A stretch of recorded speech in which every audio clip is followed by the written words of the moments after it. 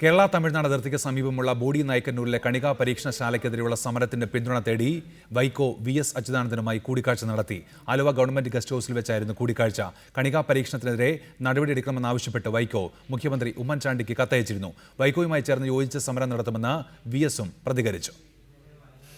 കണികാ പരീക്ഷണത്തിന് പിന്നിൽ ഒളിച്ചുവെക്കപ്പെട്ട അജണ്ടകളുണ്ടെന്ന് വൈക്കോ പറഞ്ഞു. വലിയ പരിസ്ഥിതി പ്രശ്നങ്ങൾ കണികാ പരീക്ഷണം ഉണ്ടാക്കും. ഇതിനെതിരെ ശക്തമായി സമരം നടത്തേണ്ടത് ആവശ്യമാണെന്നും വൈക്കോ പറഞ്ഞു. He said we jointly fight.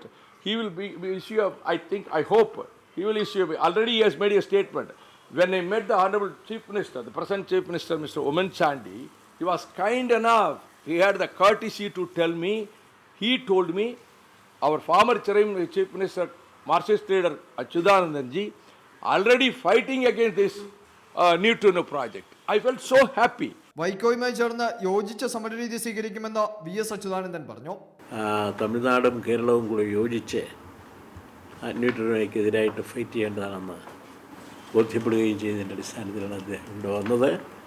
അദ്ദേഹത്തിൻ്റെ ആ സംരംഭത്തെ ഞാൻ അനുകൂലിക്കുകയും യോജിച്ച് കാര്യത്തിന് വേണ്ടി പ്രവർത്തിക്കാമെന്ന് അദ്ദേഹത്തോട് പറയുകയും ചെയ്തു. മുല്ലപ്പെരിയാർ വിഷയത്തിൽ തന്റെ നിലപാടൊരിക്കലും കേരളത്തിനെതിരായിരുന്നില്ലെന്നും വൈക്കോ പറഞ്ഞു. റിപ്പോർട്ടർ, കൊച്ചി.